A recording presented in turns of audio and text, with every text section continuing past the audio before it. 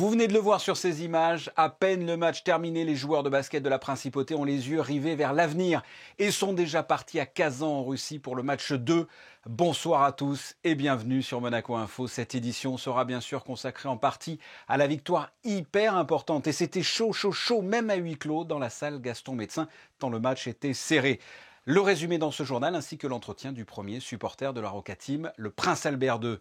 Nous ouvrirons également un dossier économique et touristique à la suite du Grand Prix de Monaco historique qui s'est déroulé en fin de semaine dernière. Une façon de lancer la saison. Vous écouterez un restaurateur et le président de la Société d'exploitation des ports de Monaco sur le bilan de ce week-end. Nous serons également avec Guy Antonielli de la Direction du tourisme et des congrès. Il nous fera entre autres un point sur les perspectives estivales. Mais avant cela, comme je vous l'ai dit, on débute cette édition avec la victoire sur le fil de l'AS Monaco Basket dans le match 1 de la finale de l'Eurocup face à Kazan, 89-87. Un succès très important pour la Roca Team qui lui permet de mener 1-0. Il lui reste désormais une dernière victoire à aller chercher en Russie pour décrocher le titre. Le résumé de cette rencontre est signé Émilie Rousseau. Jusqu'au bout du suspense, jusqu'à la dernière seconde, cette rencontre nous aura tenus en haleine. La Roca Team s'est montrée solide dans ce match 1 de la finale de l'Eurocup. Un combat épique qui lui permet de mener 1-0. Les hommes de Zvezdan Mitrovic ont pris les choses en main dès le début des hostilités avec ce dunk de Mathias Le Sort pour ouvrir le compteur de l'AS Monaco. Mais Kazan est venu avec ses armes. Klimenko, 22 points au total, joue de sa grande taille et fait mal. Mais les Monégasques ne lâchent rien à l'image du jeune Rudy de Maïs de JJ O'Brien. Belle entame de match de la part de la Roca Team qui montre également une belle efficacité défensive. 23-18 dans ce premier quart-temps. Le deuxième quart-temps sera tout aussi intense. Kazan prend pour la première fois l'avantage et le conservera.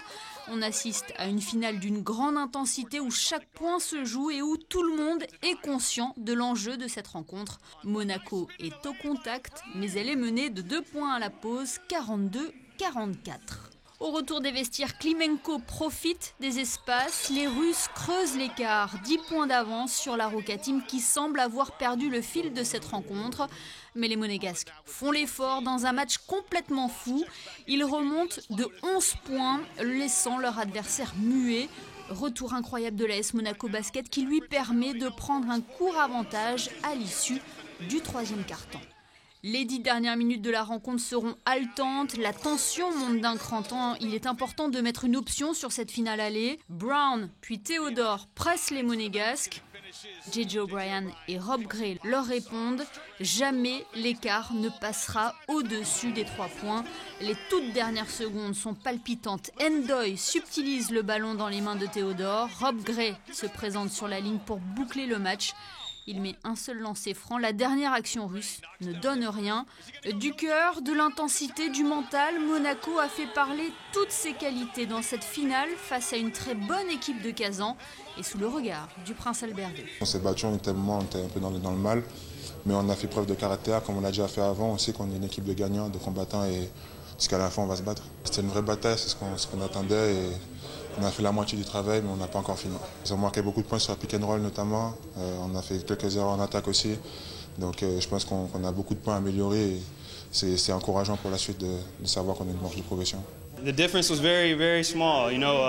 What do we win by? 2. So, they came out with good energy. We watched them on film. They're very aggressive.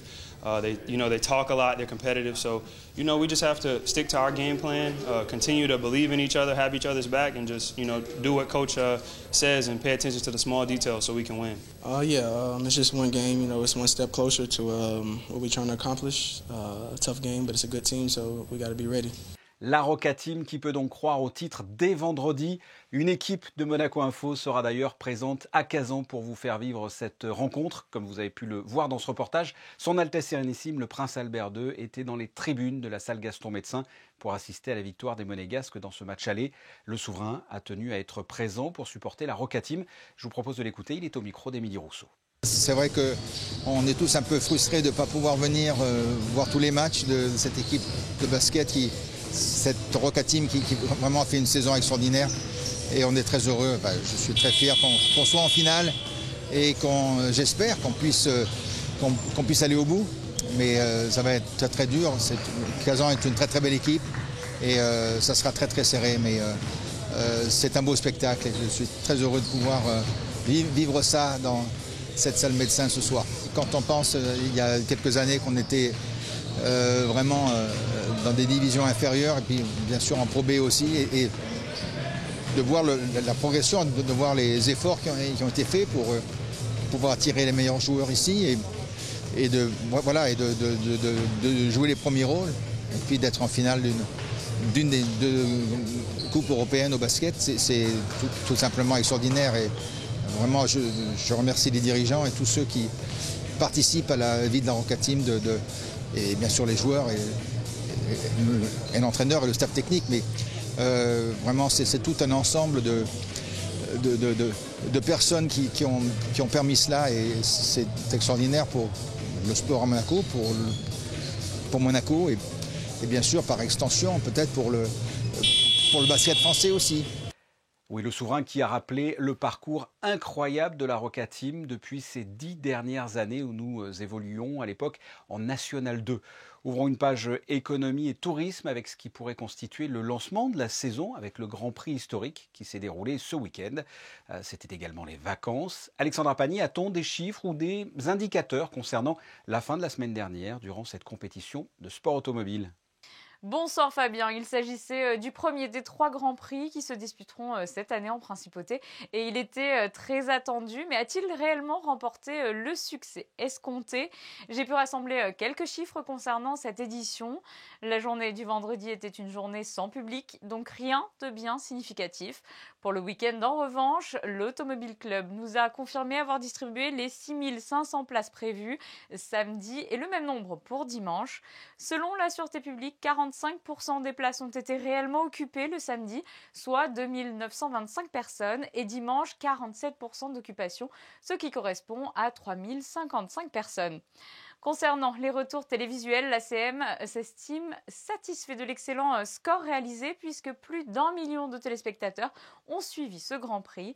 Un beau succès également du côté des réseaux sociaux avec notamment la vidéo 360 degrés de la course de Jean Alési qui a rassemblé plus de 500 000 vues. En ce qui concerne les entrées sur le territoire, près de 50 000 véhicules ont été comptabilisés par la Sûreté publique sur la journée de samedi, ce qui représente une baisse de 41% par rapport au dernier Grand Prix historique en 2018. Et pour la journée de dimanche, plus de 38 000 véhicules, soit 43% de moins par rapport à 2018 également. En ce qui concerne le trafic ferroviaire, 1300 voyageurs sont arrivés sur la journée du samedi et 1100 pour dimanche. On le rappelle, Alexandra, des courses accessibles uniquement aux résidents, salariés, mais aussi aux clients des hôtels monégasques. Effectivement, Fabien, concernant les réservations, il s'agissait d'un week-end en demi-teinte qui a plus souri à certains qu'à d'autres. Mais en moyenne, le taux d'occupation a atteint presque 40% sur la nuitée du samedi. Un taux qui n'était que rarement franchi ces derniers mois. Ces événements sont possibles grâce aux hommes et femmes qui travaillent dans l'organisation chaque année. Oui, que ce soit les commissaires, les contrôleurs ou les secouristes, ils sont tous des maillons indispensables. Sur ce Grand Prix, pour l'ACM, 660 commissaires de course étaient présents, 711 contrôleurs et plus de 300 personnels de santé. À l'occasion de chaque Grand Prix, des bénévoles de la Croix-Rouge monégasque font partie des secouristes et des délégations étrangères viennent compléter les rangs. Sur ces 3 jours de course, seulement 13 soins ont dû être effectués et 3 évacuations vers l'hôpital sont à recenser. Pour le CHPG, rien de bien significatif n'a été signalé, Fabien. Merci Alexandra. Toujours concernant ce dossier économique, nous recevons Guy Antonielli de la Direction du Tourisme et des Congrès. Bonsoir. Bonsoir Fabien. Restauration, événementielle, hôtellerie, des secteurs, je ne sais pas si on peut dire sinistrés, mais en tout cas particulièrement touchés. Comment se portent ces secteurs d'activité actuellement ? Bien évidemment, le mot sinistré convient relativement bien, malheureusement, Fabien. L'activité jusqu'à présent avait beaucoup de mal à reprendre. Les efforts de tous pour réouvrir les restaurants sont à saluer. Mais la situation reste extrêmement difficile du fait notamment du contexte dans les pays qui nous entourent. Et quel est l'état d'esprit des restaurateurs et des hôteliers ? Ils se veulent optimistes. Ce sont des gens que j'admire actuellement parce qu'ils se battent pour faire vivre leur commerce, pour être aux côtés de leurs employés. Et c'est un combat de tous les jours. Mais effectivement, c'est quelque chose d'extrêmement difficile. Le Grand Prix de Monaco historique a été une bouffée d'oxygène ou pas du tout? Alors ça a été une bouffée d'air frais. Nous avons quelques hôtels qui ont pu atteindre les 50% de remplissage, même si la moyenne est bien plus basse. Donc on est loin des standards d'un Grand Prix habituel, mais et bien évidemment, on est bien plus haut que ce qu'on a pu connaître depuis le début de la crise, à l'exception notable de l'été dernier et des fêtes de fin d'année 2020. Guy Antonielli, avant de poursuivre cet entretien, je vous propose d'écouter un restaurateur, Didier Rubiolo, du Stars & Bar, un restaurant sur le quai Antoine Ier, bien connu et bien placé au moment des Grands Prix. Voici son constat. En termes de chiffres, oui, on était à 50% pour nous parce qu'ils avaient un plateau très réduit. Mais bon, c'est quand même, il y avait la vie. Comme le temps, c'était magnifique. On retrouvait des passionnés. Donc c'est toujours un événement qui est très très beau pour la principauté. Les clients sont prêts pour revenir sur les terrasses, partager, parce que c'est ce que je crois qui manque le plus, c'est d'avoir du partage, d'être dehors, de ne pas dire tiens, il est 21h ou 22h, il faut rentrer. Voilà, donc non, je pense que ça va repartir. Ce ne sera pas comme avant, mais on va partir dans un bon sens. Voilà, partir dans le bon sens. Guy Antonielli, est-ce que la fréquentation portuaire est partie aussi dans le bon sens? Il faut savoir que lors du Grand Prix historique de 2018, 48 bateaux avaient fait le déplacement. Qu'en est-il de cette dernière édition qui s'est déroulée ce week-end? Le président de la Société d'exploitation des ports de Monaco nous dresse le bilan.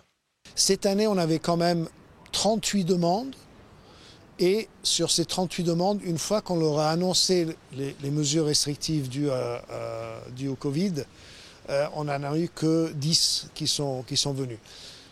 Je trouve ça plutôt... je vois le verre à moitié plein plutôt que le voir à moitié vide. Cette saison, on la voit un peu encore en demi-teinte, bien sûr, parce que même pour le Grand Prix de F1, on n'aura probablement pas le même niveau de chiffre d'affaires qu'on avait les autres années dans une année normale. On n'a pas toute l'activité croisière, donc qui impacte quand même pas mal. Par contre, je pense que d'un point de vue trafic de bateaux, passage, charter, pour l'instant, ça s'annonce correct. Ça s'annonce correct, et à l'écho, que Seoglou veut voir son verre à moitié plein. Et vous, Guy Antonielli, votre verre, il est comment, à moitié plein ou à moitié vide? Il est en train de se remplir. C'est ce que je veux dire aujourd'hui, Fabien. Oui. Les 3 Grands Prix qui arrivent sont un merveilleux signal pour montrer qu'il se passe des choses à Monaco, que l'activité reprend à Monaco et que tous ces événements sont organisés dans le respect le plus strict des bons gestes. Ne parlons pas de gestes barrières qui empêchent les gens de venir, qui empêchent les gens de se rassembler. Parlons des bons gestes qui nous permettent de nous rassembler dans la plus grande sécurité. Qu'est-ce que vous appelez justement ces bons gestes? Ce sont aujourd'hui des mesures qui doivent être assimilées par chacun et c'est des mesures de bon sens. C'est le port du masque, c'est respecter la distance avec autrui, c'est se laver les mains régulièrement, que ce soit avec du savon ou avec du gel hydroalcoolique. Ce sont toutes ces mesures de bon sens qui nous permettent aujourd'hui de voir un avenir un peu plus clair pour le secteur de l'événementiel qui est le plus largement impacté dans le monde, il faut le savoir depuis le début de la crise, et pour les secteurs de l'hôtellerie et de la restauration qui en dépendent. Est-ce que l'on peut dire que le Grand Prix de Monaco historique est un coup d'envoi cette saison estivale, même si on n'est pas encore l'été d'ailleurs? Alors, c'est le coup d'envoi, c'est ce que nous voulons dire. C'est même si, comme on a pu le voir, les chiffres de fréquentation ne sont bien évidemment pas ceux des années précédentes, c'est le coup d'envoi de la saison. On montre au monde entier que Monaco organise, que l'on peut venir en principauté, ce qui veut dire qu'au moment de réserver leur billet d'avion, les gens auront Monaco en tête depuis un bon moment et verront et pourront se dire que la situation est saine en principauté depuis un certain temps. C'est exactement ce message sur lequel nous devons capitaliser à travers des campagnes de communication, à travers toutes nos communications sur les réseaux sociaux et à travers tous les messages que fait passer Monaco Info également. Jean Castellini expliquait que le retour des compétitions automobiles serait un excellent signal pour l'économie, c'est-à-dire que ces 3 Grands Prix sont le signal de la reprise économique à Monaco. On ne s'attend pas à faire 100% sur la totalité du Grand Prix pour tous les hôtels. Mais on s'attend à quelque chose de bien plus important, bien évidemment, que pour le Grand Prix historique. Dernière question, comment vous l'imaginez la saison estivale si vous avez déjà des indicateurs ou avec une boule de cristal, comment vous l'imaginez cette saison? Alors l'année dernière c'était la boule de cristal, mais l'idée là c'est vraiment de dire on a des très bons signaux. On a le signal donné par l'Union européenne sur les déplacements des Américains, donc les voyageurs américains pourraient être acceptés dans l'espace européen s'ils sont vaccinés. Maintenant, est-ce que le gouvernement américain va les inciter à voyager? C'est une autre question. Nous sommes en contact permanent avec de nombreux tour opérateurs partenaires.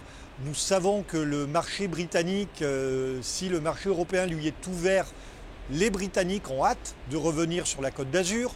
Nous parlons avec l'aéroport de Nice qui nous annonce qu'aujourd'hui les prévisions de trafic sur juillet-août, c'est 70 vols hebdomadaires vers Londres. C'est la compagnie, donc cette compagnie française qui ne vole qu'en siège business, qui remet ses vols sur Nice et New York. Donc ce sont de très très bons signaux. Ça ne sera sans doute pas un été normal, ça va être un été extrêmement européen comme l'année dernière, mais auquel pourront sans doute s'ajouter des visiteurs de pays qui ont déjà atteint un bon seuil de vaccination, comme les États-Unis, le Royaume-Uni, et on l'espère, le Moyen-Orient, la question russe restant aujourd'hui en suspens, même si, à l'identique, les Russes ont envie de revenir. Ce sont tous les signaux qui nous sont transmis. Vous nous avez éclairé là sur ces prochaines perspectives. Guy Antonielli, merci.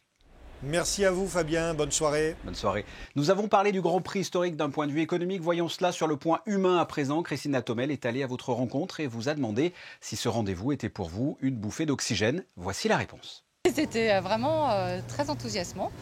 Vraiment, ça nous a fait beaucoup plaisir. Et on attend les prochains. Ça commence un peu à avoir de la vie. De la vie, on peut bouger, on peut un peu plus bouger qu'avant. C'est bien comme ça.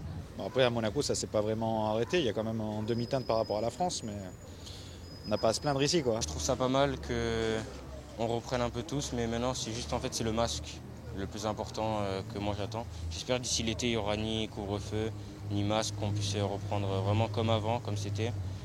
Et franchement, ouais, juste ça. Mais franchement, j'y suis allé en plus et c'était bien. Nous, on est content que la vie reprenne. On ne souhaite que ça. Et c'est bien qu'il y ait de l'animation. C'était très bien organisé.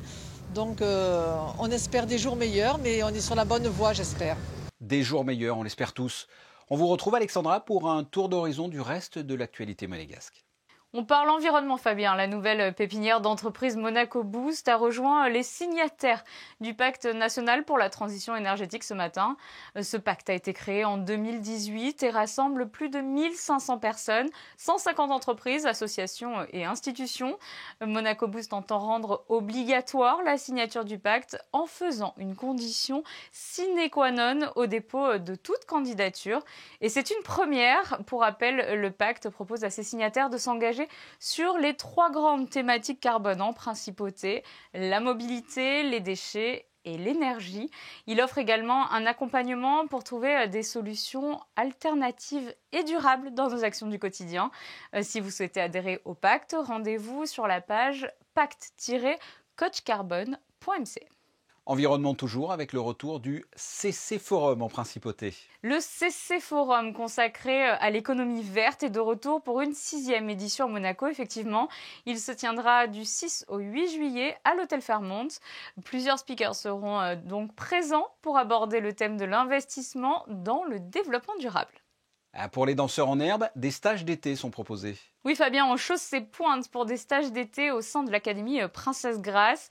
Ces stages s'adressent aux jeunes danseurs âgés de 11 à 19 ans et se dérouleront du 5 juillet au 7 août.